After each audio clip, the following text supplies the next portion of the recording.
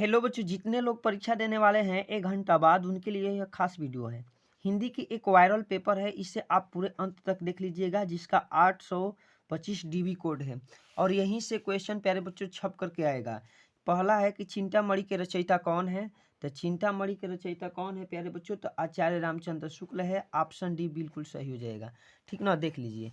आचार्य रामचंद्र शुक्ल। पंच परमेश्वर कहानी के लेखक कौन है? ये पूछा गया है कि पंच परमेश्वर कहानी के लेखक कौन है।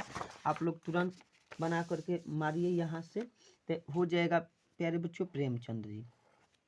जयशंकर प्रसाद का नाटक नहीं है, जयशंकर प्रसाद का नाटक नहीं है, तो ये हो जाएगा लहरों के राजहंस। ऑप्शन 3 सही हो जाएगा।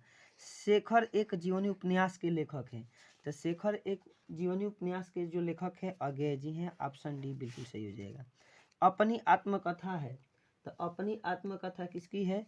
तो पांडे बेचन शर्मा उग्रे की। ऑप्शन ये हो जाएगा। भूषण किस युग के कवि है? तो प्यारे बच्चों भूषण हो जाएगा रीति काल युग के कवि। अब ये आपका अगला क्वेश्चन है कि ललित ललाम रचना है, तो ललित ललाम किसकी रचना है? तो प्यारे बच्चों मोतीराम की रचना है। ये पहला ऑप्शन ही यहाँ पे सही हो जाएगा, मोतीराम की रचना है। ठीक ना। अब देखिए यशोधरा रचना है, यशोधरा किसकी रचना है? तो ये बताना है मैथिली शरण गुप्त की रचना है। ऑप्शन डी बिल्कुल सही हो जाएगा।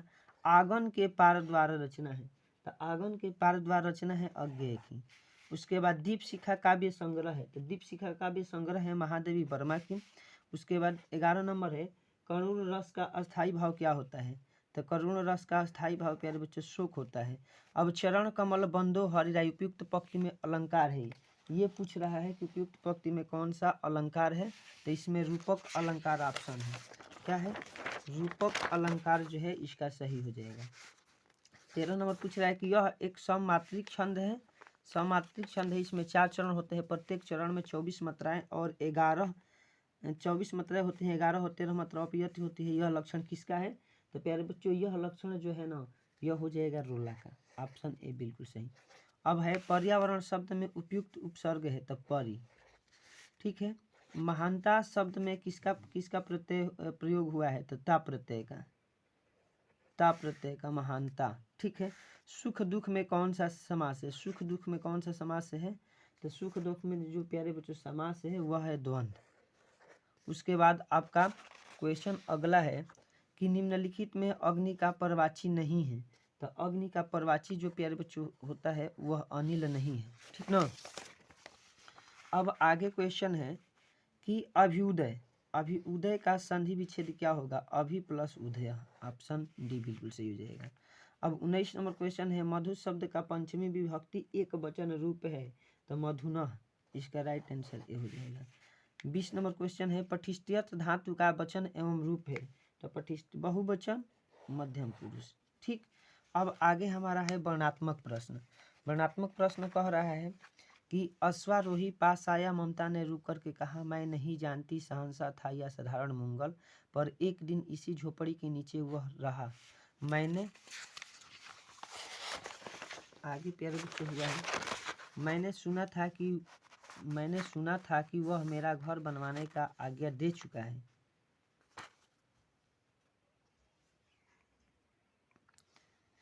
आज्ञा दे चुका था। मैं आजीवन अपनी झोपड़ी खोजे जाने के भय से भयभीत रही। मैंने सुन लिया कि आज ही से झोपड़ी खोज कर जाती हूँ।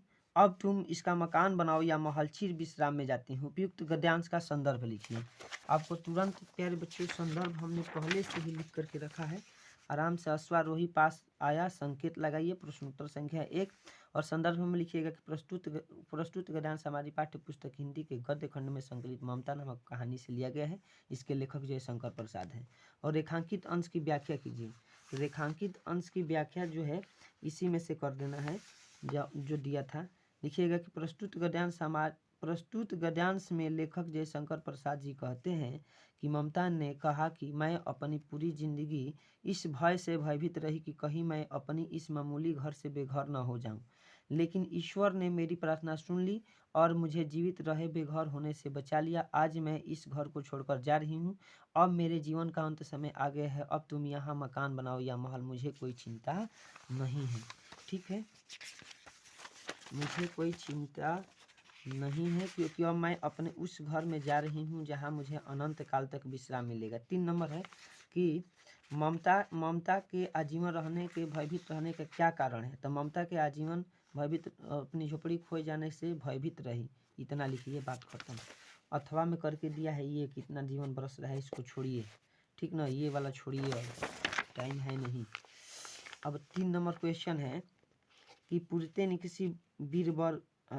निकसी रघुवर वीरवधु धीर धरि धये मग में डगद्वय झलकी भली भाल कली जल की पुटी सुखे गय मधुराधर है फिर बुझत है चरणों अब केतिक पर्ण कुटी करिहो कि यह तिय की लख तुरातत पिए की अखिया आत्मचरी चलो है। अथवा करके ये भी दिया है कि मेवाड़ केसरी देख रहा था। तो ठीक है, अब इसका हम लोग पहले का उत्तर लिखेंगे। पहले का उत्तर प्यारे बच्चों क्या लिखना है? तीसरे में देखिए, लिख दीजिएगा कि दूसरा है नहीं, दूसरा हम कराए ही नहीं क्या?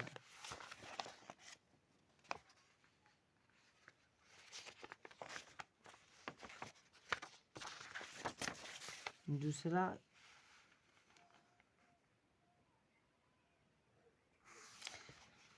देखिए, इसका हो जाएगा पुरुषे निकसी रघुवीर बधु, ये लिखिएगा संकेत में लिख करके, ऐसे लिखना है।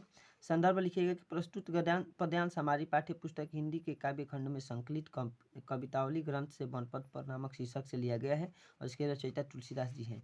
और दूसरा नंबर प्रश्न है इसमें कि श्री राम के नेत्रों से आंसू क्यों बहने लगे?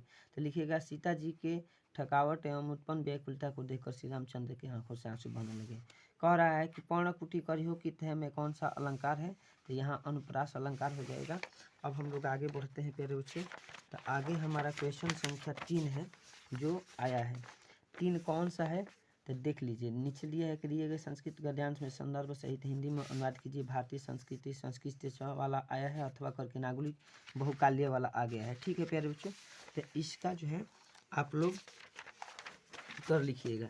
जैसे ऐसा नगरी भारतीय संस्कृत भाषा के स्थलम अस्ति इत एवं संस्कृत वाग्मस्य संस्कृत्यालोक सर्वत्र परिणशति मंगल राजदार शिवर अत्रागत्य भारत दर्शनम षष्ठाम अध्ययनम कुरु सह तेषा ज्ञानम स्वप्रभावित अभवत यत्र तेन उपनिषदाम अनुवाद फारसी भाषायाम करत।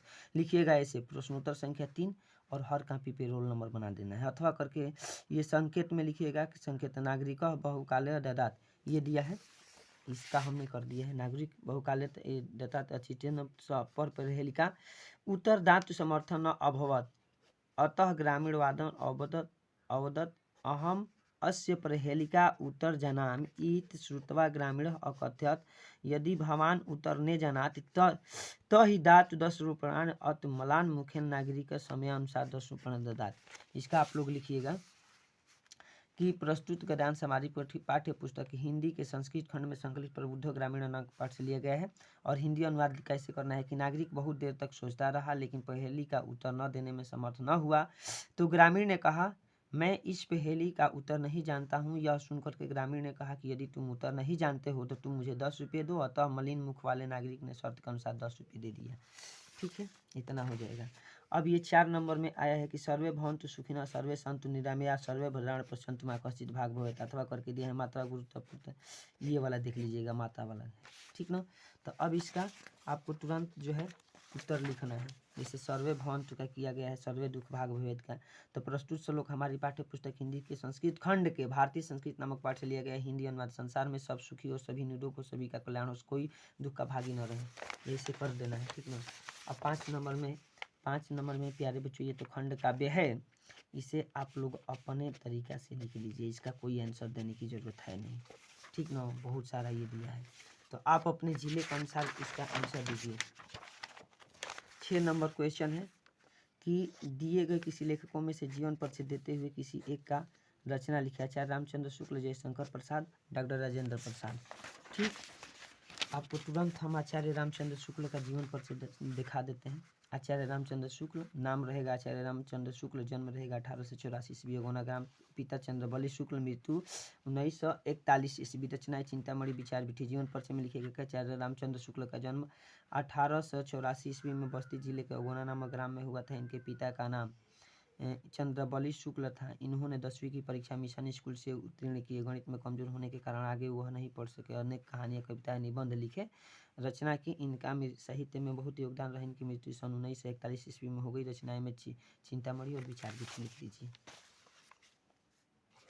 आगे है महाकवि सूरदास, बिहारी लाल, महादेवी वर्मा, श्याम नारायण पांडे का। तो किसी एक का जीवन परिचय आप लोग लिख करके आइएगा, ठीक ना। अब चलिए हम लोग सीधे चलते हैं 7 नंबर में। प्यारे बच्चों, जीवन परिचय ये भी है, इसे भी आपको लिखना ही है, आप लोग लिख लीजिएगा। अपनी पाठ्य पुस्तक से कंठस्थ कोई एक श्लोक लिखिए जो इस प्रश्न पत्र में न आया हो।